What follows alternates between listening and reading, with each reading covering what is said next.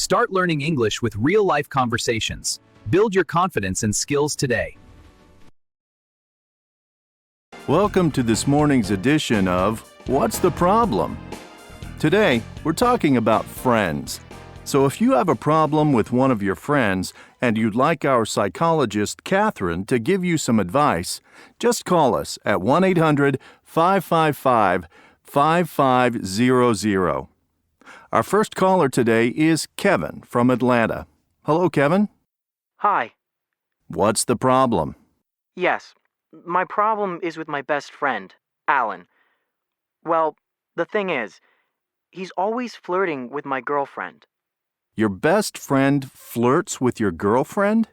Yes, when the three of us are together, he always says things to my girlfriend like, "Wow, you look amazing today," or "I love your dress, Suzanne," things like that. And when we're at a party, he always asks her to dance. Do you think he's in love with your girlfriend? I don't know, but I'm getting really stressed about it. What can I do? Well, let's see if our expert can help. Catherine? Hello, Kevin. Have you talked to your girlfriend about this? No, I haven't. I don't want Suzanne to think I'm jealous. Well, first, I think you should talk to her. Ask her how she feels and what she thinks of Alan's behavior. Maybe she thinks it's fine and they are just good friends. That it's just his personality. If that's what she thinks, then I think you should accept it and relax. What should I do if she also finds it, difficult, uncomfortable? Then I think you should talk to Alan.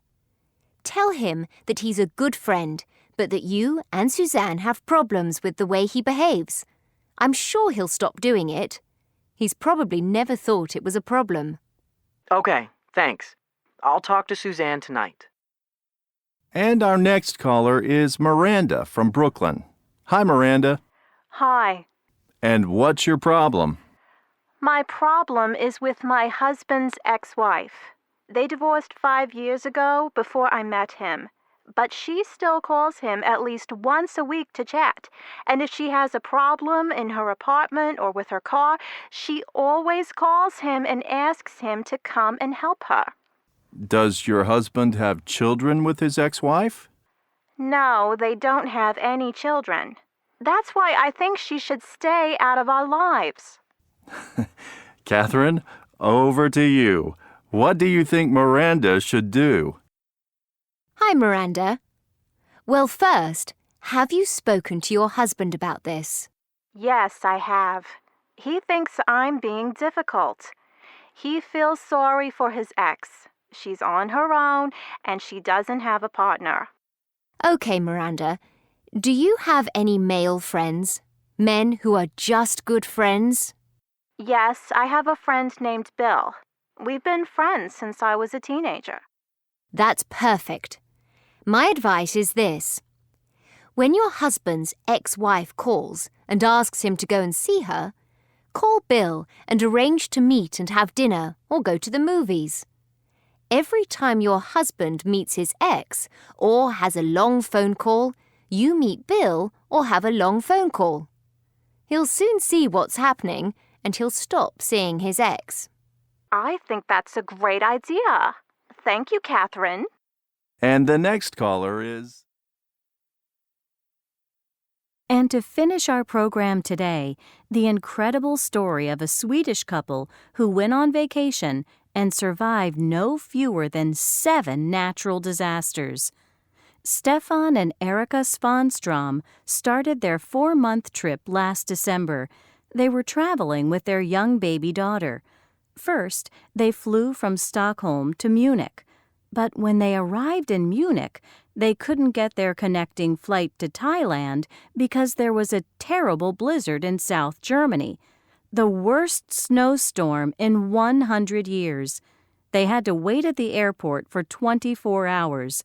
Mrs. Svanstrom said, "We just thought things will get better." When they finally got to Thailand, they had a relaxing few weeks. But that was the last time they could really relax. From Thailand, they flew to the island of Bali in Indonesia, a popular vacation destination. When they arrived in Bali, they were expecting blue skies and sun, but what they got were terrible monsoon rains, the worst monsoons for many years. Mrs. Fonstrom said, Now we were thinking, what will happen next? They decided not to stay in Bali, but to go to Australia. They flew to Perth in Western Australia, but hours after they arrived, Perth suffered terrible forest fires, and the streets were full of smoke. They traveled north to Cairns and arrived just in time for Cyclone Yasi, one of the worst cyclones ever to hit the city. They had to leave their hotel and spend 24 hours in a shopping center with 2,500 other people. Could things get any worse? Yes, they could. The Svanstrom family left Cairns and traveled south to Brisbane to visit friends, but the city was suffering from the worst floods in its history. So they left Brisbane and booked airline tickets to Christchurch in New Zealand. But just before their plane left Brisbane, some friends called them to say that Christchurch had been hit by an earthquake and a large part of the city was destroyed. Their plane landed in another city, Auckland. They traveled around New Zealand for a while, and then they flew to Japan. On March 11th, they were having lunch in a restaurant in Tokyo, when suddenly everything began to shake. It was an earthquake, 9 on the Richter scale, and one of the worst that ever hit Japan. And after the earthquake came a devastating tsunami. Fortunately, Mr. and Mrs. Fonstrom and their child were not hurt. They traveled from Japan to China for the last part of their vacation. Luckily, they didn't have any more natural disasters, and they arrived safely home in Stockholm on March 29th. Mr. Svanstrom said, We have learned that in life you should always expect the worst but hope for the best. Also, you need to be prepared for anything. Eloise will go, said Hartley angrily. I haven't had one day without problems since I met her. You are right, Vivian. Eloise must go before I can take you home, but she will go. I have decided. Then, said Vivian, my answer is yes. I will be yours. She looked into his eyes, and Hartley could hardly believe his luck. Promise me, he said. I promise, repeated Vivian softly. At the door he turned and looked at her happily. I will come for you tomorrow, he said. Tomorrow, she repeated with a smile. An hour and 40 minutes later, Hartley stepped off the train when it stopped in the suburbs and walked to his house.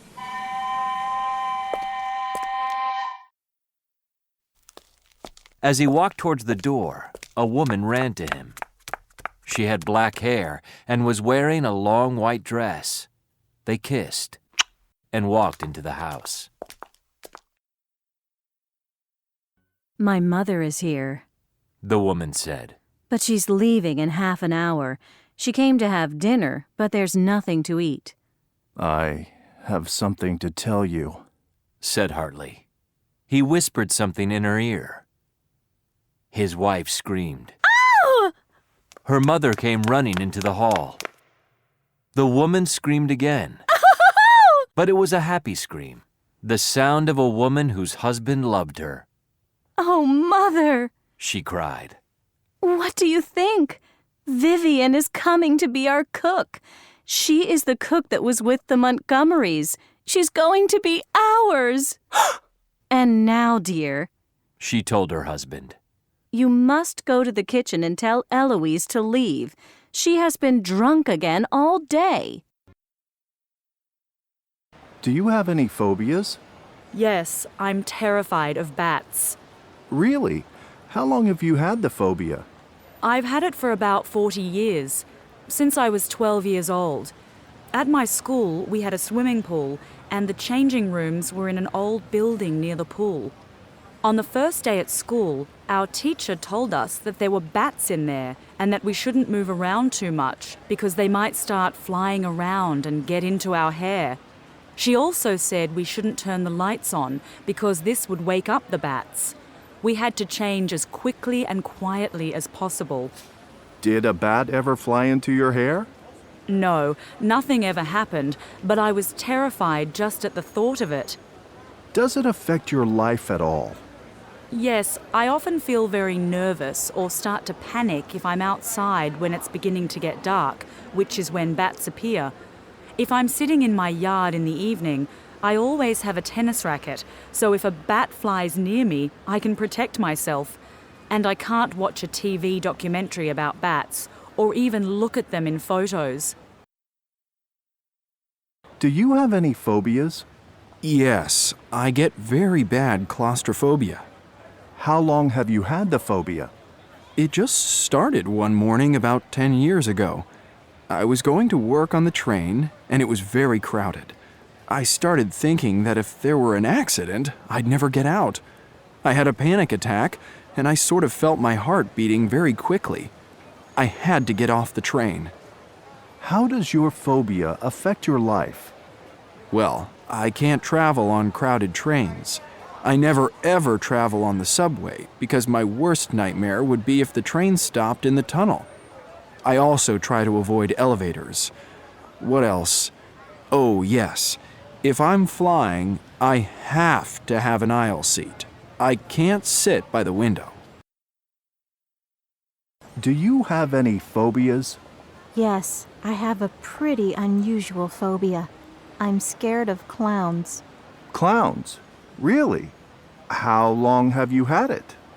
I've had it for a long time, since I was a child. How did it start? Well, I remember I went on a school trip to the circus when I was 6 or 7 years old, and there were clowns. I thought they were sort of stupid, but I wasn't really afraid of them. Then I went to a birthday party and there were clowns, and they were showing us how to paint our faces. And I found I didn't like being near them. At first, I just didn't like them. But over the years, my feelings have changed to fear. Does your phobia affect your life at all? Not really, because luckily, I don't see clowns very often. Good evening, and welcome to Top Sounds, our weekly music program. And tonight, the focus is on the Latin music star Enrique Iglesias. As I'm sure you all know, Enrique Iglesias is the son of the Spanish singer Julio Iglesias, who is one of the most successful singing artists of all time. Enrique was born in Madrid, Spain in 1975. His mother is Isabel Preisler, a journalist and TV host from the Philippines. When he was 3 years old, his parents got divorced, and later he moved to Miami to live with his father. He started studying business at the University of Miami, but he left after a year because he wanted to become a musician. He didn't want his father to know about his music career, and he didn't want to use his famous last name to be successful. So when he sent some of his songs to several record companies, he used the name Enrique Martinez, and he eventually got a contract with a Mexican record company. He made his first album, called Enrique Iglesias, in 1995, which won him a Grammy. He then made 2 more albums, and he had many hits on the Latin music charts. At first, Enrique sang mainly in Spanish, but later he began to sing more and more in English, too. His 4th album, Escape, in 2001, was his biggest commercial success and included the singles Escape and Hero, sung in English, which became hits all over the world and made Enrique an international star. Since then, he has made 5 other albums and has also had a few acting parts in movies and TV shows. Also, in 2001, he began dating the Russian tennis player Anna Kournikova, but they kept their relationship very private. Today, Enrique Iglesias is recognized as one of the most popular artists in Latin America. He has sold 100 million albums, which makes him one of the best-selling artists of all time. That was a good day's work, Rob. You did a great interview. You took some great photos, too. They're really nice. Thanks. Hey, let's have another coffee. I don't know. I have to get to Manhattan. You don't have to go right now. I'm not sure. I don't want to be late. Why do you have to go to Manhattan? I've got a A date? You have a date? Mm-hmm. Is it with anybody I know? No, it isn't. Anyway, excuse me a minute. I need to go to the restroom. That's very American. I'll order more coffees. Okay. Rob? Is that you, Jennifer? Oh, hi, Holly. Is Rob there? Yeah. 1 second. Rob. Not anybody I know, huh? Hi, Jenny. Rob, are you still in Brooklyn? Yeah? You know the reservation at the restaurant's for 8, right? Don't worry. I'll be there. Oh, how do I get to Greenwich Village on the subway?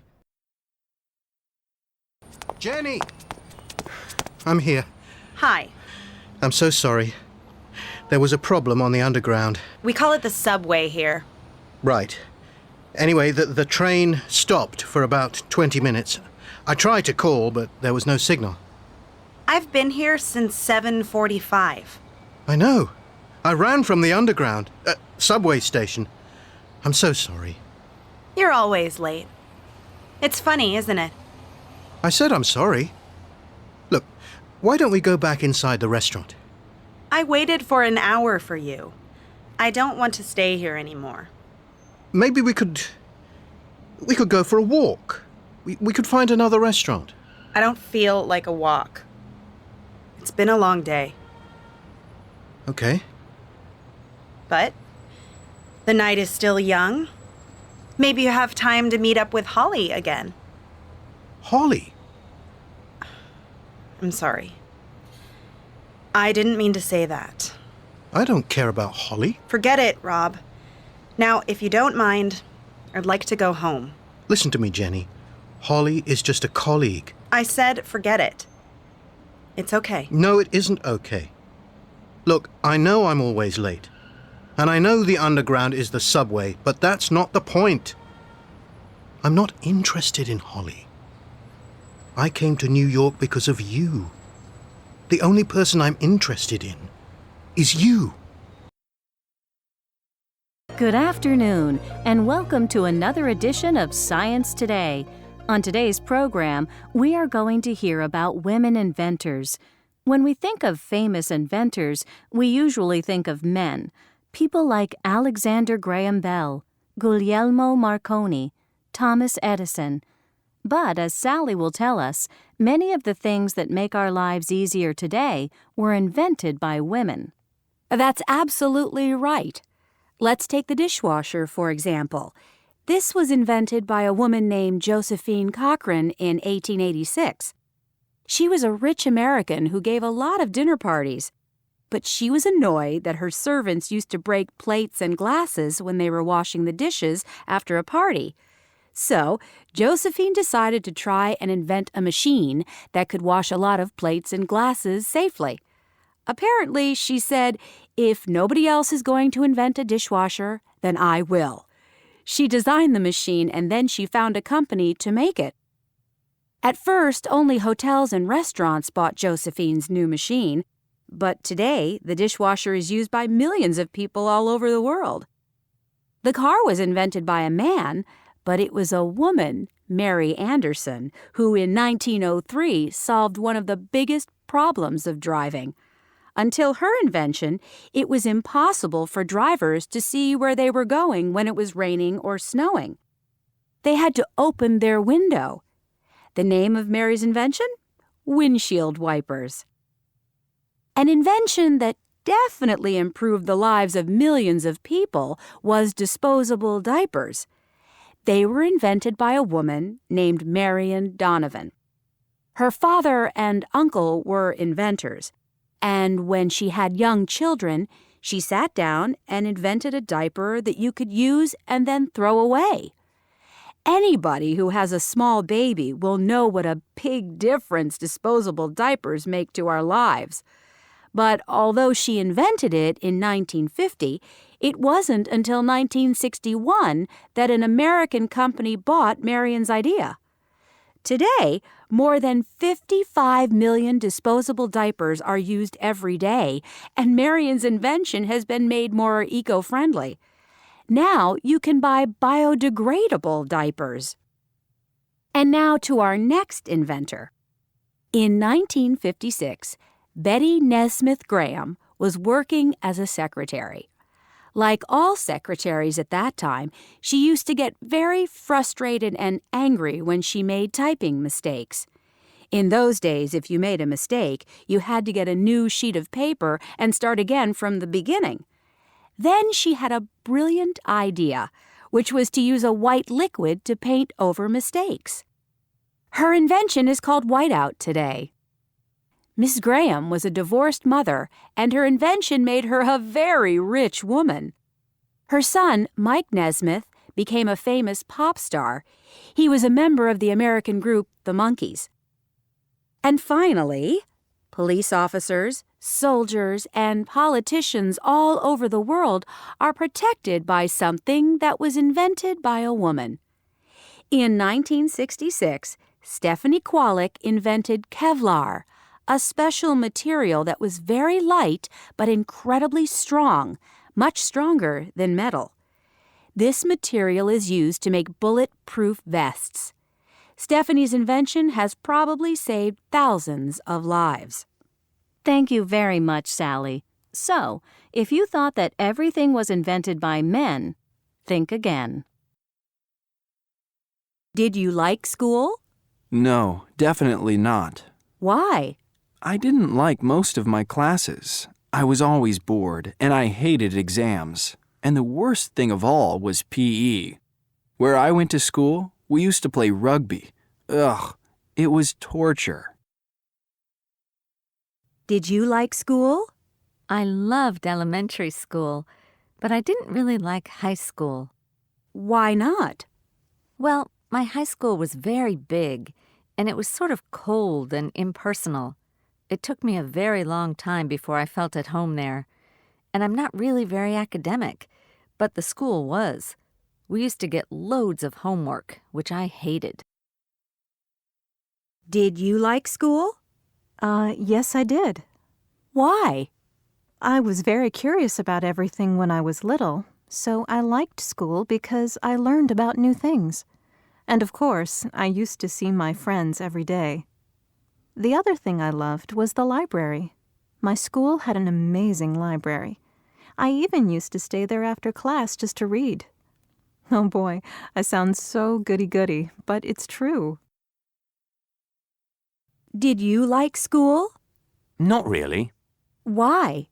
It was a boys' school, and I got a little bit fed up with just being with boys all the time. Did you like school?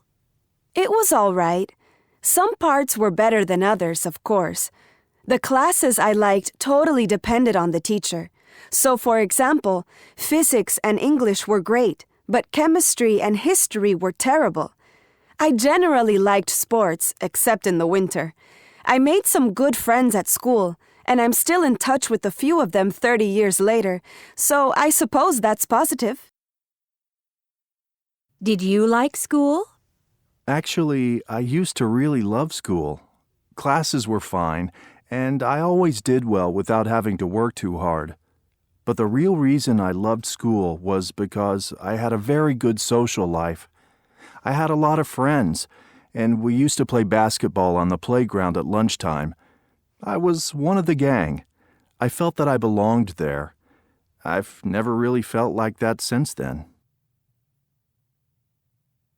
And our last story on today's News Hour is about an incredible coincidence. Have you ever put your name into Google or Facebook to see what comes up? One evening last April, an American woman, Kelly Hildebrandt, did just that. She was feeling bored, so she put her name into Facebook. She has a pretty unusual name, so she was amazed to discover that there was another person on Facebook with exactly the same first name and last name as her, but with one big difference. The other Kelly Hildebrandt was a man, and he lived in Texas. Kelly sent him a message, and they began to email each other. Later, they started to call each other every day, and finally, they met in person. They discovered that they had more in common than just their name. They both love the beach, and they both really enjoy cooking. Soon, they realized that they were in love. At first, they were worried that they might be related, but they found out that there was no family connection at all. And in October, Kelly asked Kelly to marry him. The two Kellys call each other Kelly Girl and Kelly Boy, and they say that having the same name often causes confusion. Once, when Kelly Boy booked travel tickets for them, the travel agent almost canceled one ticket because he thought that booking 2 tickets with the same name was a mistake. But there is one thing that the two Kellys are very clear about. If they have children, they definitely won't name them Kelly. I can't believe it. Your month here is nearly over. It's gone so fast. I know. I've had a great time, Jenny. Me too. It's been really special. But what? Well, it won't be the same when you're in London and I'm here. But we'll still be in touch. You can visit me in London, and I can come back here to see you. It still won't be the same. No, it won't. Maybe I could come back to London with you. You can't do that, Jenny. You just got this job. That's true. Well, we still have some time together. We're going out for dinner tonight. Yes, and I'm going to take you somewhere really nice. Look at the time. I have to go now. It's my last interview in New York. I don't want to be late. Okay. See you later, then. Bye. Jenny, is Rob here? Oh, you just missed him, Barbara. I really need to talk to him. I'll try him on his cell phone.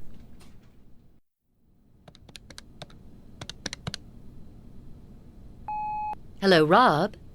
It's Barbara. Can you give me a call? There's something I'd like to talk about.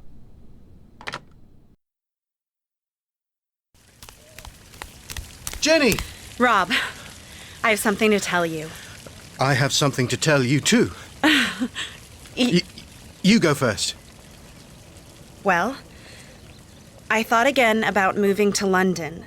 But you don't need to move to London. What? Barbara called me earlier. What about? She offered me a job. Here, in New York. What? Oh. That's great news. You don't seem very pleased. I am. I mean, it's great. It's just that... What? I sent Barbara an email this morning. And? I told her I was quitting and moving to London. Don't worry. Maybe she hasn't read your email yet. I'll call her. Hello, Barbara Keaton. Barbara, it's Jenny. Oh, hi, Jenny. Have you read your emails recently? There's one from me. Oh, yes. I can see it. I haven't opened it yet. Don't open it. Delete it. Please, just delete it. I'll explain later. Okay. It's gone. Is everything all right, Jenny? Yes, thanks. Never better. And finally on News Today, here's a funny story to cheer you up on a Monday morning. On Saturday night, Katie Parfit, a nurse at a local hospital, came home from work. As soon as she opened the door, she realized that her cat Joey was behaving rather strangely. Instead of being happy to see her, he started attacking her. And then, when she sat down to have something to eat, Joey jumped onto the table and sat on her plate. Then he jumped down onto the floor and immediately went to sleep. He slept all night, snoring very loudly. Katie couldn't understand what the matter was with Joey. He had never behaved like this before. However, when she met her neighbor the next morning, the mystery was solved. My neighbor told me that he was having dinner at a cafe on Saturday. Suddenly, he saw my cat Joey walk in through the door. It was open because it was a hot day. And then one of the people spilled his drink on the floor, and Joey started drinking it. He was probably thirsty. So, of course, when Joey got home, he was completely drunk. I took him to the vet the next day, but luckily he's fine now. Hello, Rosemary. How are you this morning? Hello, Iris. I'm fine, thanks. But you'll never guess what's happened. Jack and Emma have broken up. No. Jack and Emma from next door? That can't be true. I saw them last week and they looked really happy. No, it's definitely true. I heard them shouting. They were having a terrible argument. No. When? Last night, after he came home from work. What did they say? Well, I wasn't really listening. Of course not. But I couldn't help hearing. She was talking so loudly, and of course, the walls are very thin. So what did they say? Well, she said that she was going to stay with her mother. She told him that she wouldn't come back. Oh, how awful. What about the children? She said she'd taken them to her sister.